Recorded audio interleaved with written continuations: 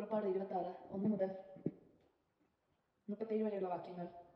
സാക്ഷ്യ കൂടാരം 10 വരികൾ കൊണ്ട് നീ വിശുദ്ധ കൂടാരം നിർമ്മിക്കണം. നീലം, ധ്രുവം, കടുംചുവപ്പ് എന്നീ നിറങ്ങളോടുകൂടി നെയ്തെടുത്ത നേർത്ത ചണവസ്ത്രം കൊണ്ടായിരിക്കണം വരികൾ. കെബൂരികളെ കൊണ്ട് വിദഗ്ധമായി അലങ്കരിച്ചതുമായിരിക്കണം. ഒരു വിരിയുടെ നീളം 28 മുഴവും വീതി 4 മുഴവും ആയിരിക്കണം. എല്ലാ വിരികളിലും ഒരേ അളവ് ഉള്ളതായിരിക്കണം. 5 വിരികൾ ഒന്നോട് കൂടി ചേർന്ന് തുന്നണം. അതുപോലെ മറ്റ്5 വിരികളും ആദ്യ വിരികളിൽ ഒടുവിലത്തേതിന്റെ വക്കിൽ നീല കൊണ്ട് പാളയങ്ങൾ തുന്നി ചേർക്കണം. അപ്രകാരം തന്നെ രണ്ടാം ഗണം വിരികളിൽ അവസാനത്തേതിന്റെ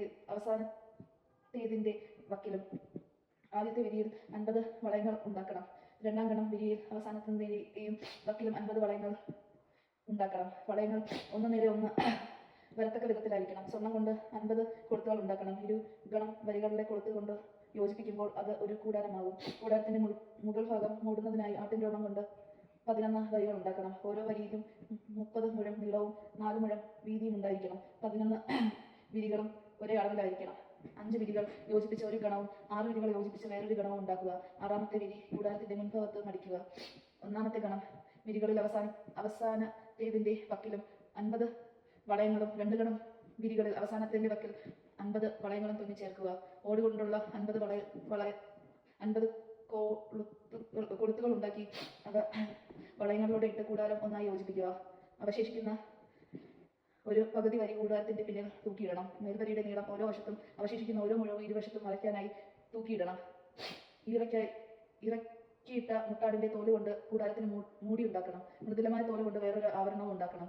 കരുവേല മരത്തിന്റെ പലകകൾ കൊണ്ട് കൂടാരത്തിന് നിവർന്ന് നിൽക്കുന്ന ചട്ടങ്ങൾ ഉണ്ടാക്കണം.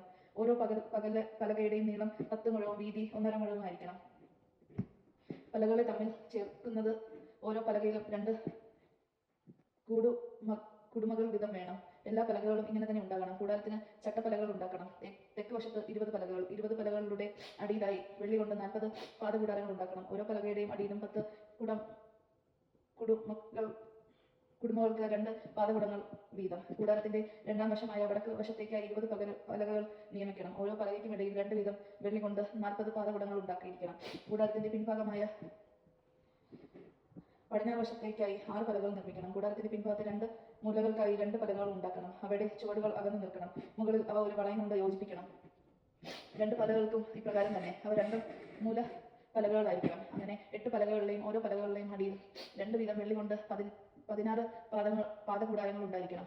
കരുവേല കൊണ്ട് അഴികൾ ഉണ്ടാക്കണം. കൂടാരത്തിന്റെ ആദ്യ വശത്തെ പലകൾക്ക് 5 അഴികൾ വേണം. കൂടാരത്തിന്റെ രണ്ടാമത്തെ വശത്തുള്ള പലകൾക്ക് 5 അഴികളും പിൻഭാഗമായ പടിഞ്ഞാറ് വശത്തുള്ള പലകൾക്ക് 5 അഴികളും ഉണ്ടാകണം. നടുവിലെ അഴി പലകകളുടെ മധ്യത്തിലെ ഒരറ്റം മുതൽ മറ്റേ അറ്റം വരെ പലകകൾ സ്വർണം കൊണ്ട് പൊതിയണം. ആഴികൾ കടത്തുന്നതിന് അവയിൽ സ്വർണം കൊണ്ട് വളയങ്ങൾ നിർമ്മിക്കണം. അഴികളുടെ സ്വർണം കൊണ്ട് പൊതിയണം. അഴികളും സ്വർണം കൊണ്ട് പൊതിയണം. മലയിൽ വെച്ച് കാണിച്ചു തന്ന മാതൃക അനുസരിച്ച് കൂടാരം പണിയേണ്ടത്. പിരിച്ച നൂല് കൊണ്ട് നീലം, ധ്രുവം, കടുംചുവപ്പ് എന്നീ നിറത്തിലുള്ളതുമായ നേർത്ത ചണത്തുണി കൊണ്ട് ഒരു തിരശീല ഉണ്ടാക്കണം. അതിൽ കെരൂബുകളെ തുന്നി ചേർക്കണം. കരുവേല മരം കൊണ്ട് പണിത് സ്വർണം പൊതിഞ്ഞ 4 തൂണുകളും അത് തൂക്കിയിടണം. തൂണുകളുടെയും കൊളുത്തുകളുടെയും സ്വർണം കൊണ്ട് പാദകുടങ്ങൾ വെള്ളി കൊണ്ട് നിർമ്മിക്കണം. തിരശീല കൊളുത്തുകളിൽ തൂക്കിയിട്ടതിനു ശേഷം സാക്ഷ്യപേടകം അതിനുള്ളിലേക്ക് കൊണ്ടുവരണം. ഈ തിരശീല വിശുദ്ധ സ്ഥലത്തിൽ നിന്ന് ശ്രീകോവിലിനെ വേർതിരിക്കും. ശ്രീകോവിലിൽ സാക്ഷി പേടകത്തിന് മുകളിൽ കൃപാസനം സ്ഥാപിക്കണം. തിരശീലയ്ക്കും വെളിയിൽ മേശയ്ക്കെതിരെ കൂടാരത്തിന്റെ തെക്കുവശം വിളക്കുവാരം സ്ഥാപിക്കണം. മേശ കൂടാരത്തിന്റെ വടക്ക് വശത്തായിരിക്കണം. നേർമയിൽ നെയ്ത്തതും നീലം, ധ്രുവം, കടുംചുവപ്പ് എന്നീ നിറങ്ങളിലും തുന്നലാൽ അലങ്കൃതമായ ചണവസ്ത്രം കൊണ്ട് കൂടാരത്തിന് ഒരു യവനിക ഉണ്ടാക്കണം. ഈ യവനിക തൂക്കിയിടുന്നതിന് കരുവേല മരം കൊണ്ട് 5 തുണികൾ ഉണ്ടാക്കണം. അവ സ്വർണ്ണത്തിൽ പൊതിയണം. അവയ്ക്ക്